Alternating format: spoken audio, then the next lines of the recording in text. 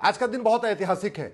संसद में भी वक्फ एक्ट के ऊपर चर्चा होगी और कोर्ट में भी वक्फ एक्ट के ऊपर चर्चा होगी। आज हमारी पीआईएल कोर्ट में लगी हुई है और संसद में बाकायदा वक्फ कानून को बदलने के लिए भी ला चुका है।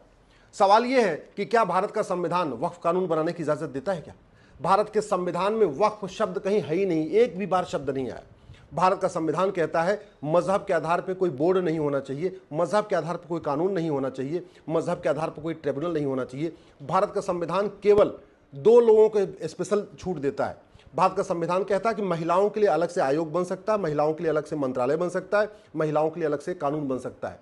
तो आपके पास महिला एवं बाल विकास विभाग है, आपके पास महिला आयोग भी है।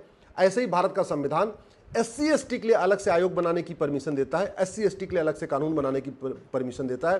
तो आपके पास SC ST के लिए कानून है, SC ST के लिए अलग से आयोग भी है। आप चाहें तो SC ST के लिए अलग से ट्रिब्यूनल भी बना सकते हैं, आप महिलाओं के लिए अलग ट्रिब्यूनल भी बना सकते हैं, क्योंकि भारत का संविधान कहता है कि महिला और SC ST दलित आदिवासियों के लिए आप अलग से कानून बना सकते हैं, ट्रिब्यूनल बना सकते हैं, उनके लिए अलग से योजनाएं बना सकते हैं, उनके लिए अलग से पैसा खर्च कर सकते हैं। लेकिन भारत का संविधान ये कहता है कि चूंकि 1947 का जो विभाजन मजहब के आधार पर हुआ था, तो मजहब के आधार पर कोई भी ट्रिब्यूनल नहीं होना चाहिए, मजहब के आधार पर कोई कानून नहीं होना चाहिए, मजहब के आधार पर कोई आयोग नहीं होना चाहिए। तो सवाल ये है, जब भारत का संविधान इसका विरोध करता है तो वक्फ एक्ट क्यों? और संविधान तो पहले विरोध कर रहा था। 1976 में भारत के संविधान में सेकुलर शब्द और जोड़ दिया गया। जब भारत एक सेकुलर देश हो गया, और सेकुलर का मतलब इक्वल अपॉर्चुनिटी, हालांकि भारत में पहले भी था, ये तो हमारा पहले प्रीएम्बल में लिखा हुआ equality, justice, liberty, fraternity, unity, national integration. और जब स्पेशली हमने सेकुलर जोड़ दिया, तो फिर एक मजहब के लिए अलग से कानून क्यों, एक मजहब के लिए अलग से ट्रिब्यूनल क्यों, एक मजहब के लिए अलग से बोर्ड क्यों? दो तरीका है, या तो भारत में के संविधान के प्रीएम्बल से सेकुलर शब्द को हटा दिया जाए, और जैसे मुस्लिम्स के लिए वक्फ बोर्ड है, ऐसे हिंदू बोर्ड बना दिया जाए, जैन बोर्ड बना दिया जाए, बौद्ध बोर्ड बना दिया जाए, सिख बोर्ड बना दिया जाए, पारसी बोर्ड बना दिया जाए, यहूदी बोर्ड बना दिया जाए, बहाई बोर्ड बना दिया जाए, जितने भी भारत में बोहरा बोर्ड बना दिया जाए, जितने भारत में सुन्नी बोर्ड बना दिया जाए, सिया बोर्ड बना दिया जाए, जितने भी भारत में लोग रहते हैं सबका अलग अलग बोर्ड बना दिया जाए। जैसे वक्फ ट्रिब्यूनल है, ऐसे अपना हिंदुओं के लिए अपना हिंदू ट्रिब्यूनल, जैन के लिए जैन ट्रिब्यूनल, बौद्ध के लिए बौद्ध ट्रिब्यूनल, सिख के लिए सिख ट्रिब्यूनल, बहाई के लिए बहाई ट्रिब्यूनल, ईसाई के लिए ईसाई ट्रिब्यूनल, पारसी के लिए पारसी ट्रिब्यूनल, सबके लिए अलग ट्रिब्यूनल बना दिया जाए।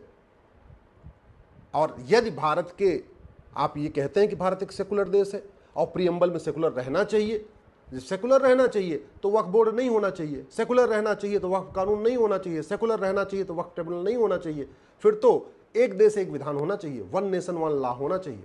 अगर भारत में वास्तव में हम चाहते हैं कि एक भारत में सेकुलरिज्म मजबूत हो, तो ये वक्फ बोर्ड को ख़त्म करना चाहिए, एक यूनिफॉर्म चैरिटी कोड बनाना चाहिए, यूनिफॉर्म प्रॉपर्टी कोड बनाना चाहिए, यूनिफॉर्म एंडाउमेंट कोड बनाना चाहिए। मतलब एक देश एक धर्मस्थल संहिता, एक देश एक संपत्ति संहिता, और एक देश एक दान संहिता, ये सबके लिए होना चाहिए। अलग से कोई व्यवस्था नहीं होनी चाहिए।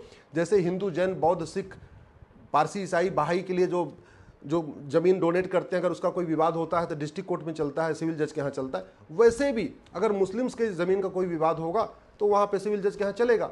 जैसे हिंदू, जैन, बौद्ध, सिख का जो ज़मीन होता है उसका सर्वे करने का काम लेखपाल करते हैं, कानून गो करते हैं, पटवारी करते हैं, तहसीलदार करते हैं। वैसे मुस्लिम जो दान करेगा उसका सर्वे का काम भी वही लेखपाल, पटवारी, कानून गो करे। अलग से क्यों होना चाहिए, ये तो मैं पूछ रहा हूँ।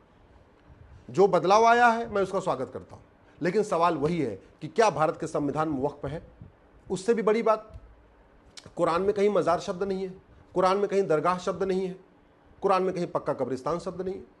और इसीलिए पूरे अरब देशों में जहाँ से इस्लाम शुरू हुआ, आपका अरब हो गया, दुबई हो गया, कुवैत हो गया, अबू धाबी हो गया, मस्कट हो गया, बहरीन हो गया, कतर हो गया, वहाँ एक भी मज़ार नहीं, एक भी दरगाह नहीं, एक भी पक्का कब्रिस्तान नहीं। तो भारत में मज़ार, दरगाह और पक्का कब्रिस्तान वक्फ प्रॉपर्टी कैसे हो सकती है? इसलिए मैं कहता हूँ कि ये जो वक्फ एक्ट है, ये संविधान विरोधी भी है, इस्लाम विरोधी भी है, कुरान विरोधी भी है। ये जो वक्फ एक्ट है ये अनकॉन्स्टिट्यूशनल है, अनकुरानिक है, अन इस्लामिक है। इसलिए भारत में अगर वास्तव में हम चाहते हैं कि सेकुलरिज्म मजबूत हो, समता, समानता, समरसता मजबूत हो, देश की एकता, अखंडता मजबूत हो, तो मजहब के आधार पर कोई योजना नहीं होनी चाहिए। और उससे भी इंपॉर्टेंट क्या है, अब समय आ गया है कि माइनॉरिटी को डिफाइन कर दिया जाए। यूएन की डिफिनीशन कहती है कि 1% से ज़्यादा जो आबादी होती है वो माइनॉरिटी नहीं होती है। हम यूएन की डिफिनीशन एडॉप्ट क्यों नहीं कर रहे? जो कम्युनिटी कभी किसी देश पे शासन कर ली हो उसको माइनॉरिटी नहीं कहते हैं। तो मुस्लिम ने यहाँ शासन किया है, क्रिश्चियन ने यहाँ शासन किया है, तो वो माइनॉरिटी कैसे हो सकते हैं? तो अगर आप सोशल जस्टिस के हिसाब से देखें तो मुस्लिम और क्रिश्चियन दोनों कम्युनिटीज़ ने भारत के ऊपर रूल किया हुआ है, वो नहीं हो सकते। और अगर आप संख्या के हिसाब से देखें तो दोनों ही कम्युनिटी 1% से ज़्यादा है, तो भी उनको माइनॉरिटी का दर्जा नहीं मिल सकता। तो ये कानून, हम ये भी नहीं कह सकते ये माइनॉरिटी के लिए स्पेशल प्रिविलेज दिया हुआ है, ये वो दोनों मुस्लिम माइनॉरिटी भी नहीं है। सबसे इंपॉर्टेंट ये है कि जो ज़मीन कब्जा हो रखी है 10 लाख एकड़, उसका क्या होगा? भाई कानून इतना घटिया था, 1954 में नेहरू जी ने बनाया, 1984 में इंदिरा जी ने मजबूत किया, फिर उसको राजीव गांधी जी ने मजबूत किया, 1995 में नरसिम्हा राव ने उसको खतरनाक बना दिया, और 2013 में मनमोहन सिंह ने उसको खतरनाक बना दिया। ऐसा उसको अनलिमिटेड पावर दे दिया कि नतीजा हुआ कि 9 लाख ज़मीनों पे वो कब्जा करके बैठ गया, और 9 लाख जो संख्या में 9 लाख जो प्रॉपर्टी है उसका टोटल एरिया 10 लाख एकड़ है। 10 लाख एकड़ का मतलब दुनिया के 50 देशों का क्षेत्रफल 10 लाख एकड़ से कम है। यानी दुनिया के 50 देशों का जो क्षेत्रफल है उससे ज़्यादा ज़मीन भारत में वक्फ बोर्ड के पास है। उदाहरण के लिए मालदीव का क्षेत्रफल मात्र 75,000 एकड़ है। आप याद रखिए, मालदीव एक इस्लामिक कंट्री है, भारत का पड़ोसी देश है, पहले भारत का हिस्सा था, अब वहाँ से हिंदू जैन बौद्ध सिख खत्म हो चुके हैं। उसका टोटल क्षेत्रफल 75,000 एकड़ है, और भारत में वक्फ बोर्ड के पास 10 लाख एकड़ ज़मीन है। सिंगापुर का क्षेत्रफल 1,80,000 एकड़ है, और भारत में वक्फ बोर्ड के पास 10 लाख एकड़ ज़मीन है। इसका मतलब सिंगापुर के 5 गुने से ज़्यादा ज़मीन भारत में वक्फ बोर्ड के पास है। बहरीन का क्षेत्रफल 1,90,000 एकड़ है, भारत में वक्फ बोर्ड के पास 10 लाख एकड़ ज़मीन है। इसका मतलब बहरीन जो इस्लामिक कंट्री है उसके 5 गुना से ज़्यादा भारत में वक्फ बोर्ड के पास ज़मीन है। हांगकांग का क्षेत्रफल 2,75,000 एकड़ है, भारत में वक्फ बोर्ड के पास 10 लाख एकड़ ज़मीन है, यानी हांगकांग का 3 गुना से ज़्यादा ज़मीन भारत में वक्फ बोर्ड के पास है। डेनमार्क का क्षेत्रफल 3,45,000 एकड़ है, वक्फ बोर्ड के पास 10 लाख एकड़ ज़मीन है, यानी डेनमार्क का 2.5 गुना ज़मीन भारत में वक्फ बोर्ड के पास है।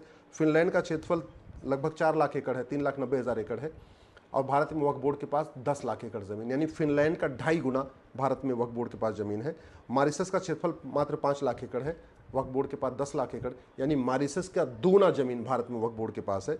लग्जमबर्ग का क्षेत्रफल 6,40,000 एकड़ है, साइप्रस का क्षेत्रफल 8,30,000 है, जॉर्जिया का क्षेत्रफल 9,60,000 है। तो भारत के दुनिया के 50 देश ऐसे हैं उनका जो क्षेत्रफल है उससे ज़्यादा एरिया, उससे ज़्यादा ज़मीन भारत में वक्फ बोर्ड लेके बैठा हुआ है। अगर ये जो कानून बदलाव हो रहा है, अगर ये रेट्रोस्पेक्टिव नहीं हुआ, आज से लागू हुआ, तो इस 10 लाख एकड़ ज़मीन का क्या होगा? मेरा ये कहना है, पहली बात तो ये होना नहीं चाहिए। अगर इसको जारी भी रखना है, बदलाव भी करना है, तो ये वक्फ एक्ट को 1947 से इसको लागू करना चाहिए। जैसे प्लेस ऑफ वर्शिप एक्ट बना था 1991 में, कांग्रेस ने बनाया, उसको लागू कब कर दिया, उसका डेट क्या है? 15 अगस्त 1947। ऐसे ही वक्फ एक्ट, ये जो वक्फ एक्ट है इसकी लागू करने की डेट होनी चाहिए 15 अगस्त 1947, कि 15 अगस्त 1947 के बाद जितनी ज़मीनों को वक्फ बोर्ड ने एक्वायर किया है, जितनी ज़मीनों को वक्फ प्रॉपर्टी डिक्लेयर किया है, उन सब का सर्वे होना चाहिए, उन सब पे सबको अपनी परमिशन होनी चाहिए, लोग अपने ऑब्जेक्शन फाइल करें, लोग दिखाएं, और बाय डिफ़ॉल्ट कोई भी ज़मीन वक्फ बोर्ड नहीं होनी चाहिए जब तक किसी ज़मीन पे ये प्रूव ना हो जाए कि वो ज़मीन किसने डोनेट किया, कब डोनेट किया, किसके सामने डोनेट किया, कौन कौन गवाह थे, तब तक उस ज़मीन को वक्फ प्रॉपर्टी नहीं मानना चाहिए। मनमाने इस वक्फ बोर्ड की अनलिमिटेड पावर का नतीजा है उत्तराखंड के जंगल वक्फ प्रॉपर्टी हो चुके हैं, हिमाचल में पूरी पहाड़ियाँ वक्फ प्रॉपर्टी हो चुकी हैं, तमिलनाडु का गांव वक्फ प्रॉपर्टी हो गया, तमिलनाडु का मंदिर वक्फ प्रॉपर्टी हो गया।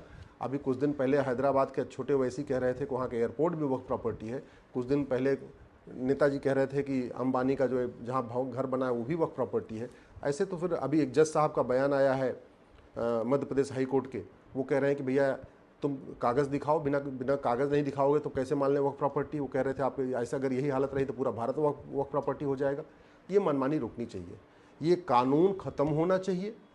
मैं फिर से कह रहा हूँ, या तो आप वक्फ कानून को ख़त्म कर दीजिए, सबके लिए एक देश से कानून बना दीजिए, और नहीं अगर मज़हब के आधार पर कानून बनाना है तो जितने और भी रिलीजन हैं सबको अपना अपना बोर्ड बनाने की परमिशन होना चाहिए, सबको अपना अपना ट्रैवलर बनाने की परमिशन होना चाहिए।